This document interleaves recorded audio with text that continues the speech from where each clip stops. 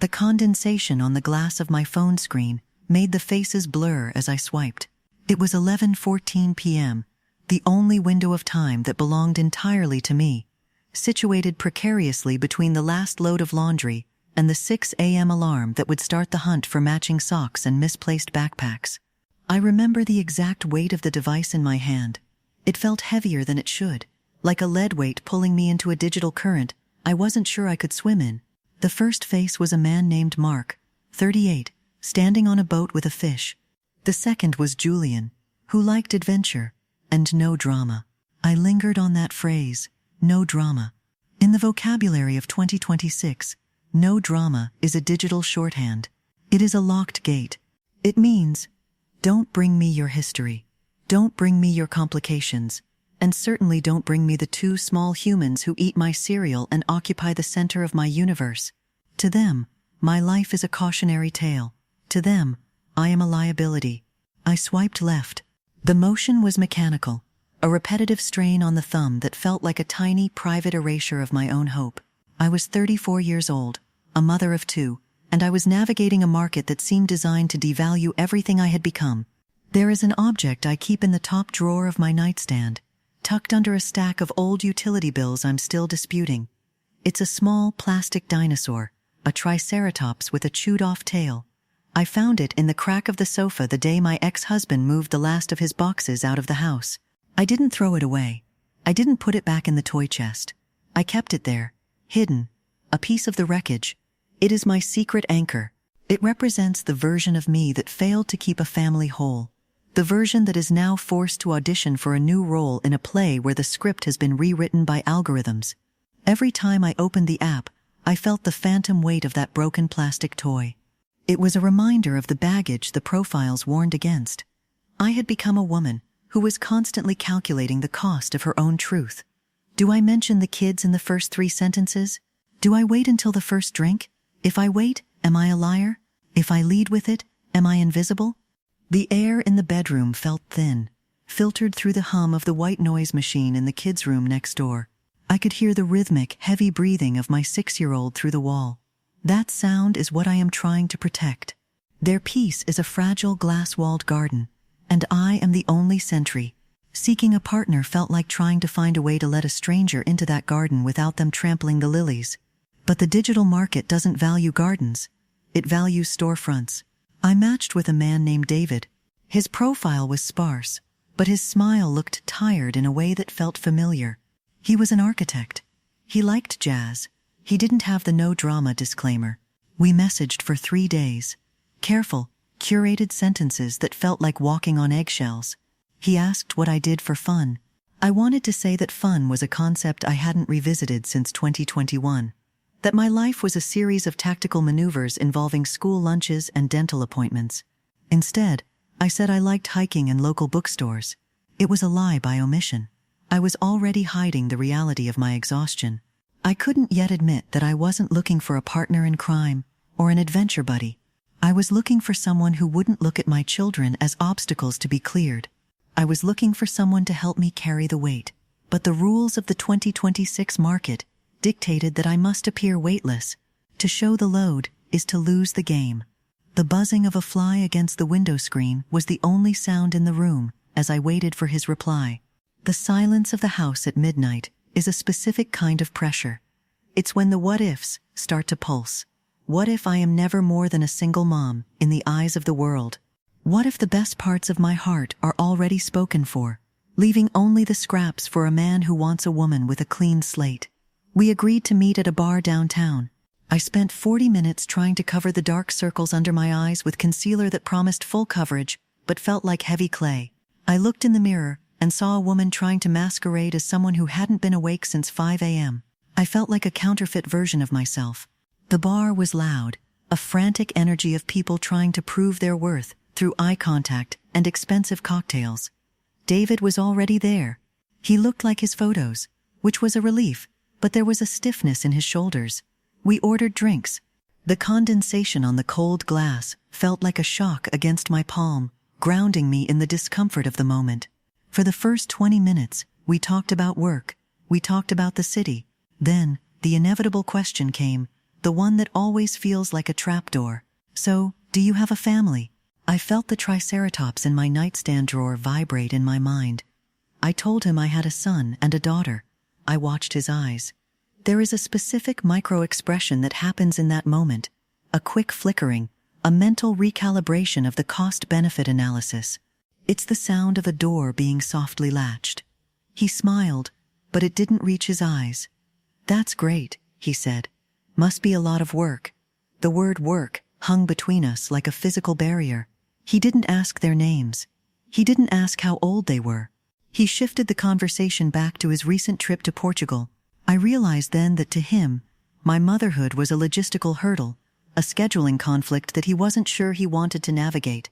I was being assessed, not for who I was, but for the encumbrances I carried. I stayed silent about the reality of my life for the rest of the date. I didn't talk about the flu that had swept through the house the week before, or the way my daughter still asks why Dad doesn't live here anymore. I played the part of the baggage-free woman. The practical consequence of staying silent was a second date. The emotional consequence was a feeling of profound betrayal of my own children.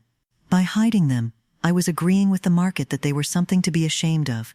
I drove home in the dark, the city lights blurring through a windshield that needed cleaning. When I walked through the door, the smell of the house hit me: stale milk, laundry detergent, and the faint sweet scent of children's shampoo. It was the smell of my real life. It was a beautiful, chaotic, exhausting reality, and yet I had just spent 2 hours pretending it didn't exist. The trap of the modern market is the illusion of infinite choice. We are told there is always someone better, someone simpler, someone who comes without a history. This creates a culture of disposal. If a woman has kids, she is complicated. If she is tired, she is low energy. If she is guarded, she is damaged. We are treated like products with expiration dates and manufacturing defects. I sat on the edge of my bed and opened the nightstand drawer. I took out the plastic dinosaur. The chewed-off tail felt rough against my thumb. This toy was a piece of a life that had ended, but it was also a piece of the life I was currently building. Why was I letting an app tell me that this was a liability? A week later, I went on another date, this time with a man named Marcus. He was a teacher. He had a dog. He seemed kind. We were sitting in a quiet booth at a diner, the smell of grease and old coffee hanging in the air. The fluorescent light overhead flickered rhythmically, a tiny, annoying pulse. I decided to stop playing the game. When he asked about my life, I didn't give the curated version. I told him about the morning madness, the school runs, the way my son cries when he loses his favorite blanket, and the way I often fall asleep while reading them bedtime stories. I told him that my time was a limited resource, and that my heart was already heavily invested. I waited for the latch to click. I waited for the shift in his eyes. Instead, he reached out and touched the back of my hand. "That sounds like a lot to carry on your own," he said. "You must be incredibly strong." It wasn't a romantic declaration. It was just an acknowledgement of fact. But in the context of the 2026 dating market, it felt like a revolution. For a moment, the pressure eased. I didn't feel like a liability. I felt like a person. But the relief was short-lived. Marcus and I saw each other for 3 weeks. On the 4th week, he stopped texting. No explanation. No, this isn't working. Just silence. The ghosting phenomenon is the ultimate expression of the digital meat market. The ability to disappear, because a human being has been reduced to a profile that can be deleted. I was left with the silence of my kitchen at midnight, staring at a phone that refused to buzz. The practical consequence of speaking up, of being honest about the work of my life, was that I was deemed too high maintenance for a casual observer. The market had corrected itself. It had filtered me out. I went back to the app. Swiping felt different now. It felt like a form of self-harm. I saw a man who listed no single moms in his bio. He was standing in front of an expensive car, looking confident. I wondered if he realized that by excluding us, he was excluding the women who knew the most about loyalty, endurance, and the capacity to love under pressure. He wanted a surface, not a soul. The digital landscape is a desert of context. It strips away the nuance of why a home broke or how a woman survived. It turns our trials into red flags. I found myself looking at my children as they played in the backyard, their laughter a sharp contrast to the coldness of the screen in my pocket. I felt a surge of protective fury. How dare I let a stranger's preference make me feel like their existence was a flaw in my resume? I remember sitting in my car outside the grocery store, crying over a notification from a dating app. It was a match from someone I had swiped on days ago, a man who seemed perfect on paper, but as I looked at his photos, the gym selfies, the travel shots, I felt a profound sense of exhaustion. I couldn't do the audition again. I couldn't spend another evening explaining why I couldn't stay out late, or why I couldn't go on a spontaneous weekend trip to Vegas. I realized I couldn't yet admit that I was terrified of being alone forever, but I was even more terrified of being with someone who tolerated my children rather than loving them. The market teaches us to compromise, to settle for being a secondary priority. It tells us that we are lucky to get any attention at all once we have baggage. The ticking of the clock on the dashboard felt like a countdown. Time is the one thing a single mother doesn't have. Yet the market demands we waste it on people who have no intention of staying. We are expected to participate in a casual culture, when our lives are the furthest thing from casual. I deleted the apps. The act of pressing the small X and watching the icons vanish was a quiet defiance. It was an admission that I was currently incompatible with the world's version of romance. I walked into the house and found the plastic dinosaur on the floor. It must have fallen out of the drawer. I picked it up, and for the first time I put it in my son's toy box.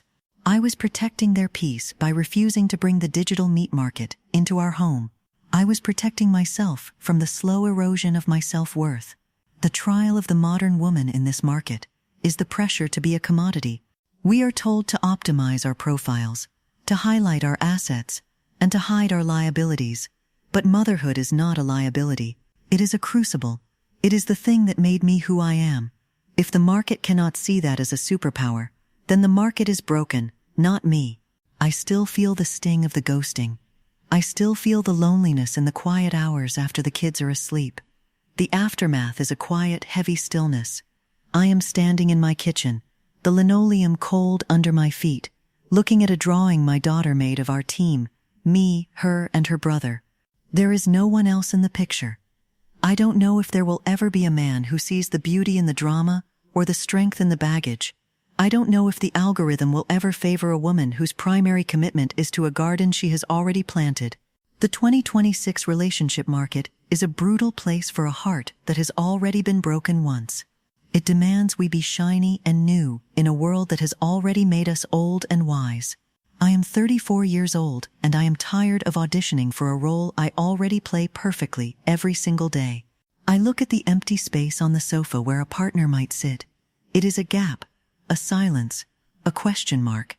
But as I turn off the kitchen light and head toward the stairs, I realize that the piece of the house is intact. The garden is safe. I haven't found love, but I have stopped allowing myself to be treated like a defective product. In a world of infinite swipes and casual erasures, choosing to be too much is the only way to remain whole. I am a mother. I am a survivor. I am a woman under pressure. And for now, the only superpower I need is the one that allows me to close the door on a world that doesn't deserve my truth. The phone sits on the charger, dark and silent. It no longer has the power to tell me what I am worth. I walk past the children's room, listening to the steady, rhythmic breathing that is the only metric that matters. I have survived the market by leaving it. What does it say about our world that a woman's greatest act of love is seen as her greatest flaw? I don't have the answer. I only have the weight of the day and the quiet of the night. I am still here. We are still a team. And for now, that has to be enough. The chewed-off tail of a plastic dinosaur is not a symbol of a broken home. It is a symbol of a home that is still standing, despite everything. I lay down in the dark, the silence finally feeling like a choice, rather than a sentence. I am not a liability. I am the anchor. And if the market can't handle the weight, then I will carry it myself, as I always have.